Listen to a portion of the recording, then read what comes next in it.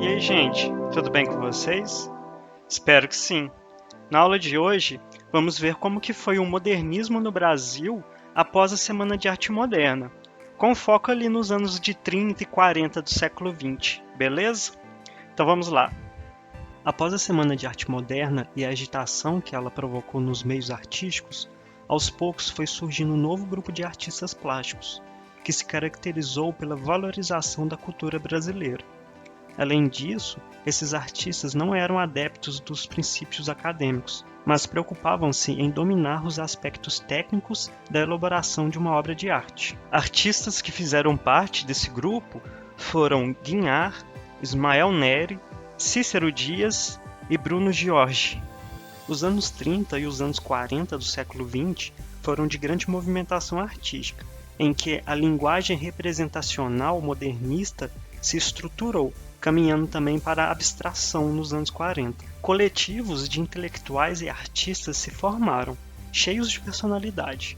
Salões, sindicatos, clubes e grupos são inaugurados, fazendo o modernismo se expandir pelo território nacional. O expressionismo se afirma como uma estética ideal para tratar questões sociais.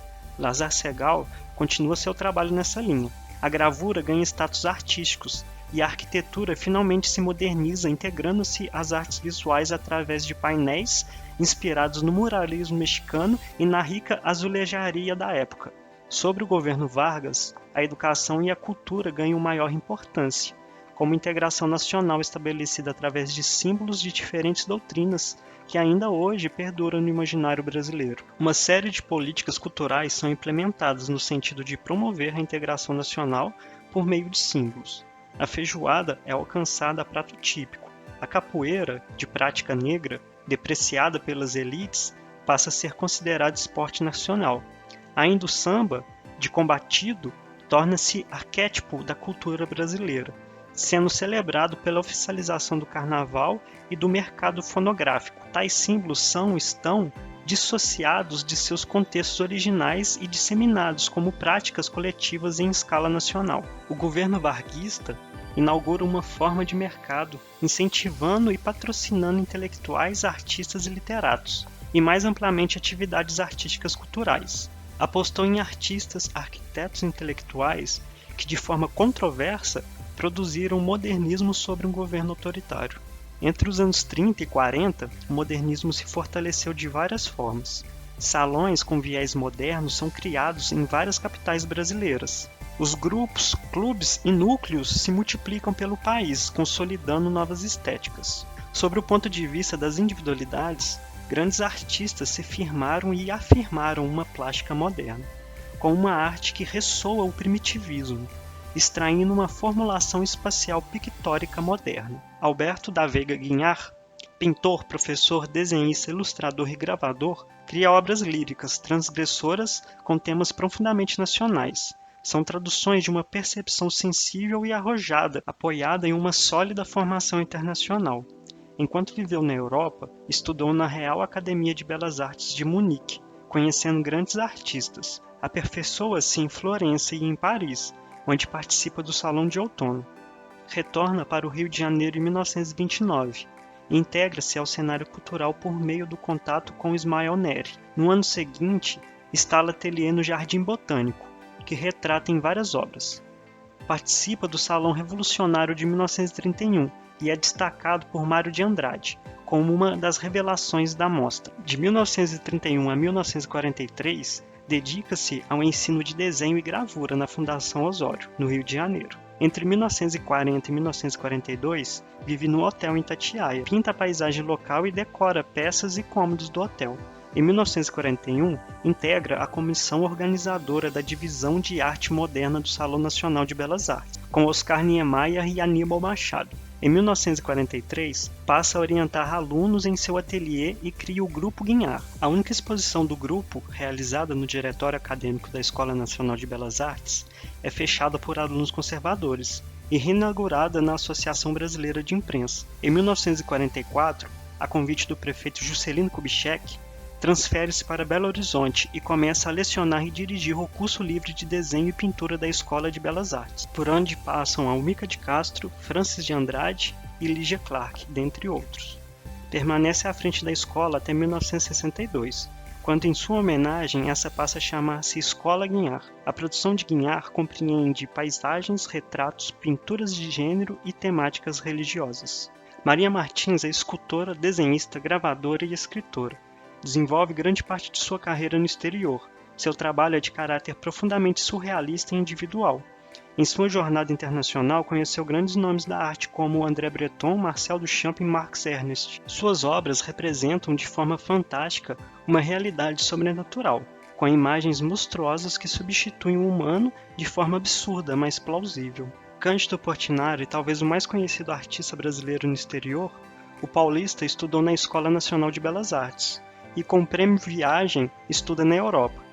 De volta ao Brasil, em 1933, foi viver em Brodowski, sua cidade natal. Iniciou então sua experiência com a pintura mural, inspirado no muralismo mexicano, que se tornaria um aspecto importante de sua obra. São famosos os murais que pintou em 1938 para o então Ministério da Educação e Saúde, a convite do ministro Gustavo Campanema. Nessa época, já aparecem as características que marcaram seu trabalho e o tornaram conhecido internacionalmente, como corpos humanos sugerindo volume e pés enormes que fazem com que as figuras pareçam relacionar-se intimamente com a Terra, sempre pintando em tons muito vermelhos. Portinari pintou ainda 3 painéis para o pavilhão brasileiro da Feira Mundial de Nova York e os murais da sala da Fundação Hispânica na Biblioteca do Congresso em Washington. Outro painel importante que desenvolveu para a Igreja de São Francisco, na Pampulha, em Belo Horizonte, projetada pelo arquiteto Oscar Niemeyer.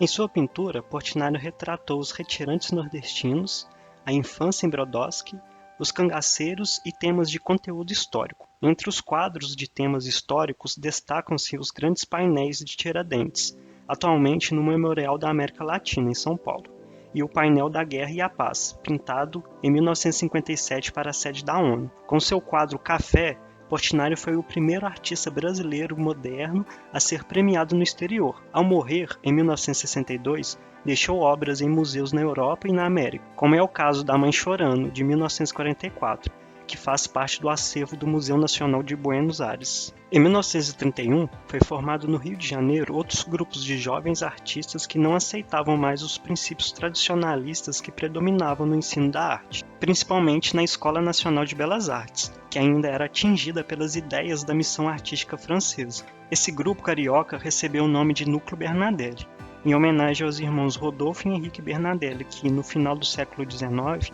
haviam contribuído para a renovação da arte brasileira. Dele faziam parte, entre outros, os artistas Aldo Malagoli, José Pancetti e Milton da Costa. Buscaram a democratização do ensino na instituição e o acesso de artistas modernos ao Salão Nacional. Apesar desse grupo ter sido renovador, ele representou um aspecto menos radical do modernismo, como podemos ver nas obras dos artistas que participavam do grupo. Em 1932, representantes da alta sociedade paulistas, patrocinadores de arte moderna e com o apoio da Olívia Guedes Penteado, fundou-se o SPAN, Sociedade Pro Arte Moderna. Encontros, exposições e grandes festas carnavalescas aconteciam.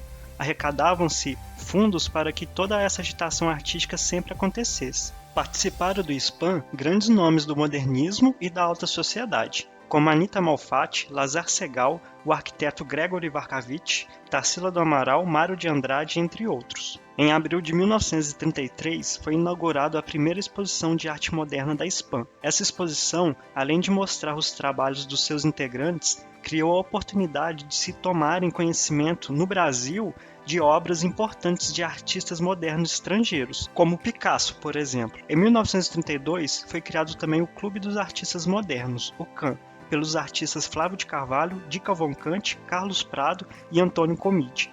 Esse grupo promoveu atividades diversificadas, como uma exposição de desenhos de doentes mentais e de crianças, concertos, conferências e apresentações teatrais, como as realizadas pelo Teatro da Experiência, dirigido por Flávio de Carvalho, que encenou a peça Bailando do Deus Morto, do próprio Flávio. Também na década de 30, em um conjunto de prédios que existia no centro de São Paulo, encontrava-se o edifício Santa Helena, que, como muitos outros da área central da cidade, abrigava escritórios comerciais.